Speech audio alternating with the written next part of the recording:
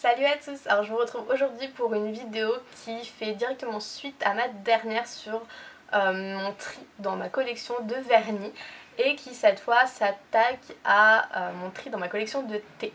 Donc pour ceux qui n'ont pas vu la vidéo sur ma théothèque, donc je vais vous la glisser, j'ai quand même pas mal de références et je me suis dit que ce serait bien d'en venir à bout puisque je m'oblige à ne pas racheter des références de thé qui me font fortement envie. Il y a des choses que j'ai pu découvrir dans les thé box et que j'ai envie de racheter depuis pas mal de temps. Mais je me dis à quoi bon, j'ai déjà énormément de choses et à piocher un peu à droite à gauche comme ça, mes niveaux diminuent mais mon stock ne baisse pas en fait. Donc je me suis dit qu'il fallait vraiment s'attaquer sérieusement à la chose et prendre les thés un par un et les descendre, les descendre, les descendre, les descendre. C'est quelque chose qui a vraiment tilté dans ma tête quand j'ai terminé mon coquelicot gourmand de Daman Frères, que j'adore, qui est un thé que j'ai déjà racheté plusieurs fois. Et je sais pas, j'ai trouvé que c'était très satisfaisant d'en être venu à bout, on va dire, entre guillemets. Mais en même temps, c'est un des thés que je consommais le plus. Et voilà, j'ai vraiment voulu après reprendre un peu le taureau par les cornes, on va dire, et m'attaquer à d'autres choses. Soit des thés que j'apprécie très moyennement, donc je me force, entre guillemets, à les consommer pour vraiment les dégager de la collection. Soit des thés dont je sais qu'ils restent pas à un grand niveau et que ça serait bien de les terminer avant qu'ils s'éventent ou autre. Même si je n'ai pas de références qui ont été réellement éventées. J'en ai qui ont perdu un petit peu en puissance, notamment un thé impérial de Chine qui a perdu un petit peu en coffre, mais c'est pas trop grave. Je le laisse infuser un petit peu plus longtemps du coup. Mais en même temps, ça fait très longtemps que je l'ai. Ça va faire peut-être 8 ans que je l'ai, quelque chose comme ça. Donc c'est normal, il faut quand même terminer un petit peu tout ça. En tout cas, mes thés, j'en prends soin dans le sens où elles sont toutes dans des boîtes hermétiquement fermées, protégées de la lumière, voilà. Mais bref, on s'égare.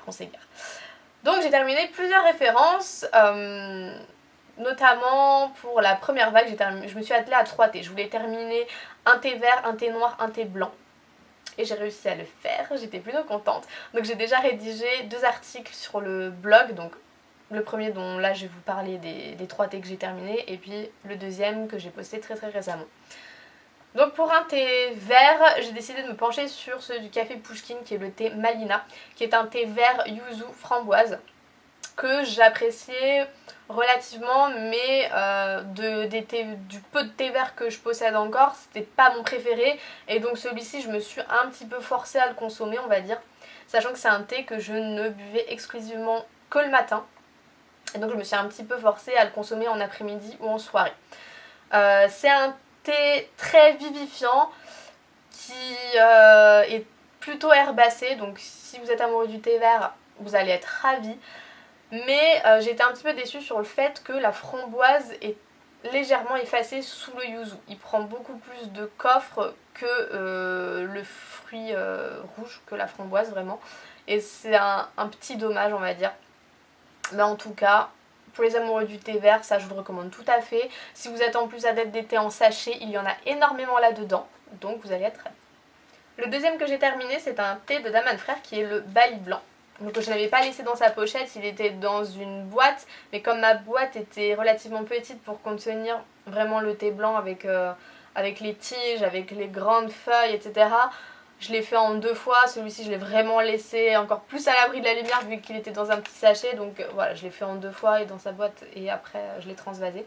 Donc on est sur un thé blanc, mélange thé blanc thé vert au jasmin, pétales de fleurs, arôme litchi, pamplemousse, pêche de vigne et rose. Donc c'est vraiment un basique chez Daman Frères celui-ci. C'est un thé que j'ai adoré, que je vais racheter, ça c'est sûr et certain. Vraiment sur sa version blanche, puisqu'il existe sur d'autres versions.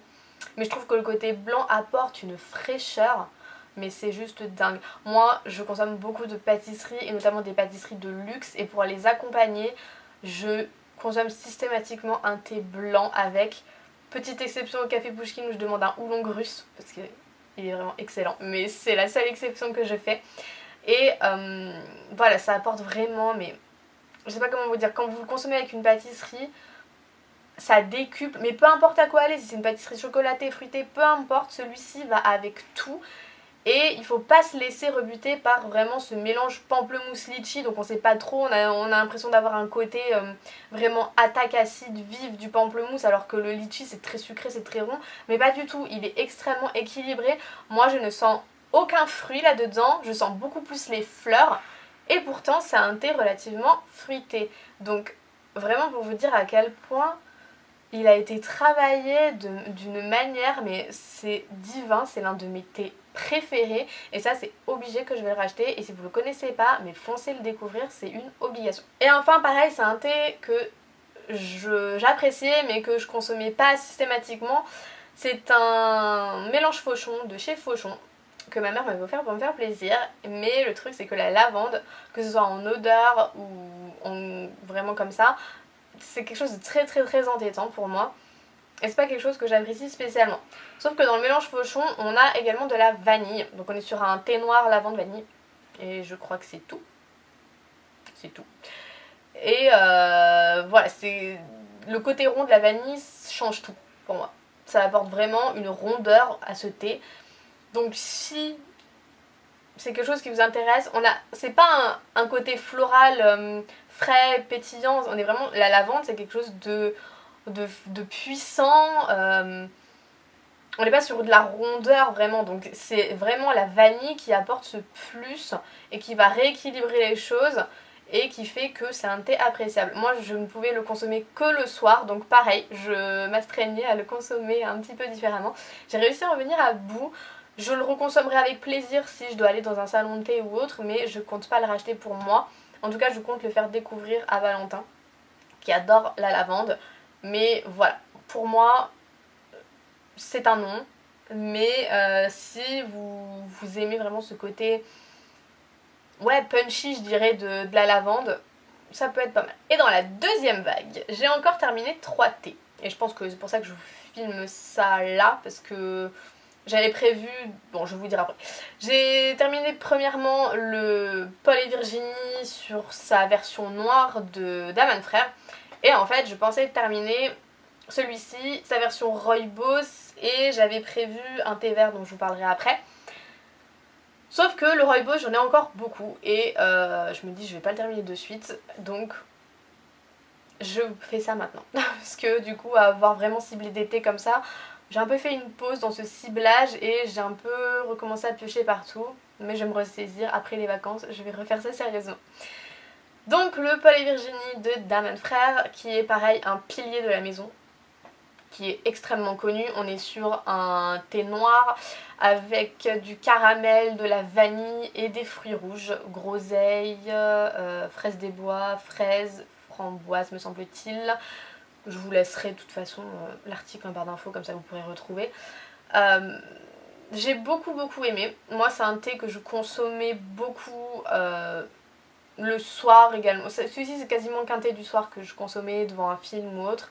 Mais je lui préfère sa version Rooibos qui est plus chaleureuse parce qu'on a encore plus de notes caramélisées, vanillées avec le Rooibos.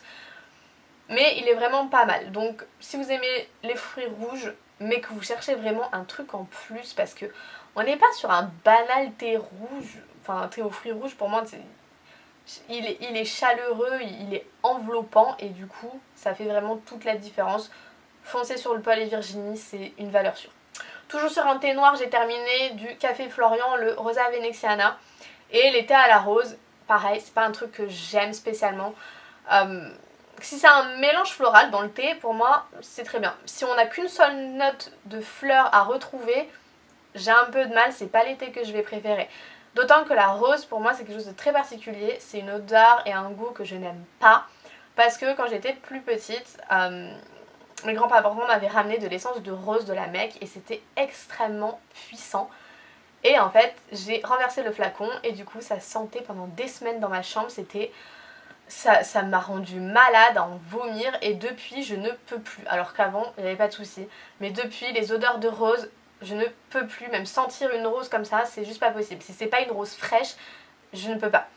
Et du coup dans ce thé là, on est sur un thé noir de Chine avec du coup des pétales de rose d'Asie et de la bergamote. Et c'est vraiment la bergamote qui change tout. La bergamote est ce qui se sent le plus dans ce thé là et en fait la rose va sublimer, va apporter un petit twist en plus à ce thé là, mais c'est vraiment pour moi un thé noir bergamote avec des petites essences de rose et du coup ça change absolument tout. Il est divin, j'ai eu un énorme coup de cœur sur celui-ci, donc ça c'est sûr que à l'avenir je vais le racheter et je ne peux que vous inviter à le découvrir. Si les thés à la fleur ne sont pas votre truc, ça n'a rien à voir. Ça, il faut vraiment le découvrir parce que la bergamote est extrêmement présente. Donc si vous aimez les thés bergamote, ça, avec le petit truc en plus de la rose, vous allez adorer.